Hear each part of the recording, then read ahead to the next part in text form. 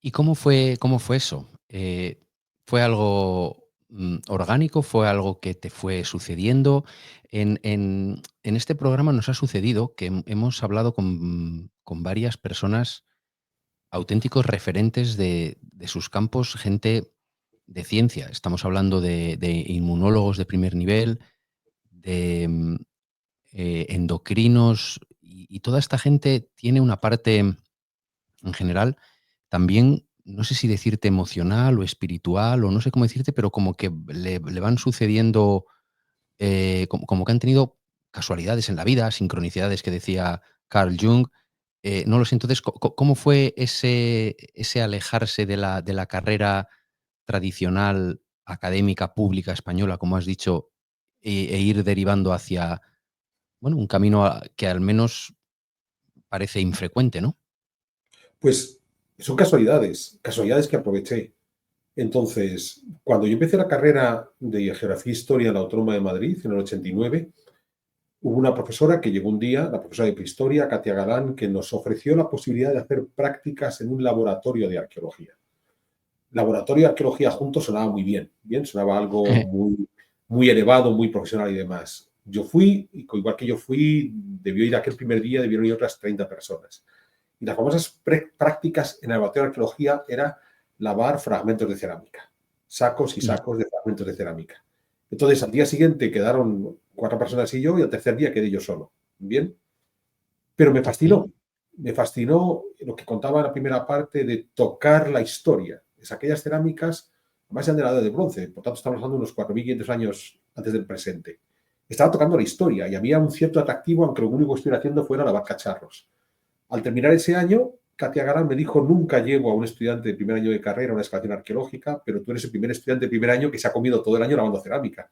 Así que qué menos que llevarte a una excavación arqueológica. De aquella excavación fui a otra, fui a otra, fui a otra, y saltando de excavación en excavación durante los siguientes año y medio, terminé en una, en Calatrava la Vieja, donde el director me dijo, en aquel momento había un sistema de registro arqueológico, Arqueodata, desarrollado por un profesor gringo de origen español, Daniel Arroyo Bishop, que era el top en la metodología arqueológica. Y el director de Calatrava la Vieja dijo: yo conozco a Daniel Arroyo Bishop, estábamos cenando todo el equipo, debíamos ser 14 personas, ¿alguien quiere conocerle? ¿Alguien quiere ponerse en contacto? Y de todos los que estamos aquí sentados, yo fui el primero que levantó la mano, el único que levantó la mano. Lo divertido es que después entendí que aquel señor todos los años lo decía: yo conozco a Arroyo Bishop, ¿alguien quiere conocerlo? Y la única persona en muchos años que quiso conocerle fui yo. Entonces, yo le escribí, en aquel momento Daniel vivía en París, que es donde sigue viviendo. Ese es mi principal defecto, soy terriblemente afrancesado, lo confieso aquí públicamente, bien.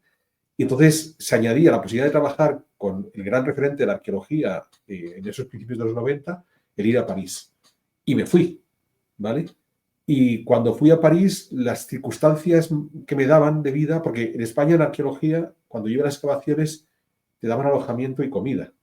Y cuando yo llegué a París, me dijeron que me daban la comida a mediodía y no me daban alojamiento, con lo cual, con los ahorros de los que yo disponía, y con Daniel Arroyo Bishop, que no estaba en ese momento en París, tardó como mes y medio en aparecer porque tuvo un problema de salud importante, pues mi aventura parisina iba a terminar en una semana, y ahí se acababa todo. Pero bueno, yo estaba en una excavación en el castillo de Vincennes, se escribe Vincennes, y los que han visto París, hay una estación de metro que se llama Castillo de Vincennes, ¿vale? El final de la línea 1, y hay un castillo del siglo XIV muy grande. Y entonces el oficial a cargo del castillo le caí simpático por una serie de circunstancias, o sea, él tenía que hacer varias cuestiones dentro del castillo de instalaciones eléctricas y yo le eché una mano y le dijo al director de arqueología: pues le ofrezco una habitación en el castillo. Y entonces yo, que no tenía ninguna posibilidad de vivir en París, me encontré viviendo en un castillo en París. Bien, entonces, sin duda es de las cosas más simpáticas que me han ocurrido en mi vida, porque durante meses viví en el castillo. Claro, cuando yo iba de farra por las noches y conocía a parisinos y me preguntaban: ¿dónde vives? Pues en el castillo de Vincennes. Ah, en Vincennes, sí, yo tengo un amigo que vive en Vincennes. No, no, yo vivo en el castillo. Que la gente me decía: disculpa, en el castillo no vive nadie, es un monumento histórico. Y yo decía: pues vivo yo. Se me han dado un cuarto, me han puesto Qué una cama, me han qué dado un qué baño. qué qué maravilla. O sea, tenemos de verdad, tenemos, ¿cómo se dice? Tenemos el título del programa, o sea, lo tenemos ya todo. Es que es algo maravilloso, de verdad, y además que habíamos hablado en la primera parte de si Castilla, de si los castillos. Es de verdad es increíble. Todas las personas, todos los senpais, todos los que tenéis estas historias y sois referentes de lo vuestro, todos tenéis un momento de la vida que te bueno, que no sé, que te guía, que te pone en tu sitio, que no lo sé cómo decirlo, que porque tú levantaste la mano como podías no haberla levantado. Eso Este es. hombre podía haber estado desde el primer día y la historia hubiese sido otra. O sea, la verdad es que te podías haber hartado de limpiar cacharros. Yo qué sé, la verdad es que Pero, es pero lo maravilloso. más curioso es que cuando yo estoy en París, consigo consolidarme en París, ingreso a la Sorbona, termino mi licenciatura en la Sorbona, llegaría a trabajar en el Museo del Louvre, primero en excavaciones del Museo del Louvre, después el depósito arqueológico del Museo del Louvre, estuve a cargo de eso. Y por medio tengo un muy buen amigo que se va a Guatemala a trabajar a la Universidad Francisco Marroquín. De nuevo, otra casualidad. Francisco Marroquín tiene su campus principal en Ciudad de Guatemala y hay un sacerdote español que quiere abrir una sede de la Francisco Marroquín en la segunda ciudad de Guatemala, que es Quetzaltenango.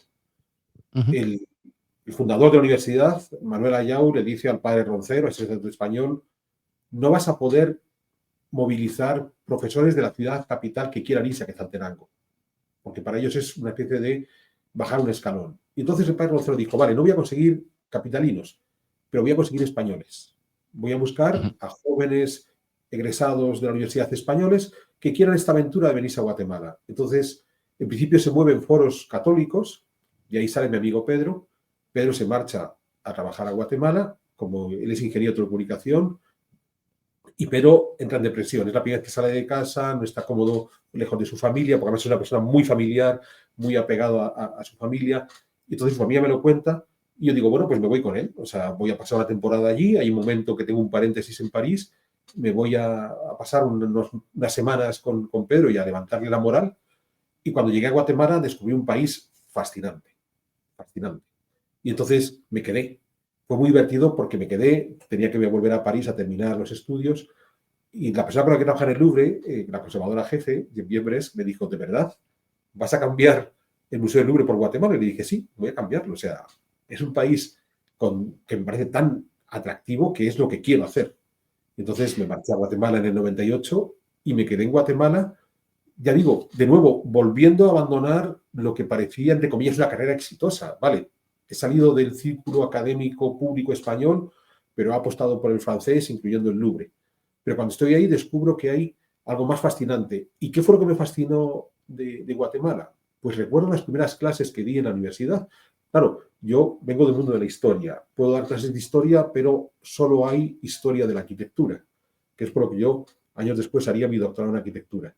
Y entonces llego al aula y descubro, después de estar 4 años dando clases de prácticas en París, descubro un público, unos estudiantes que quieren aprender, unos estudiantes que preguntan todo el tiempo, que tienen inquietudes, que consideran que no lo saben todo, que consideran que no está todo ya dicho.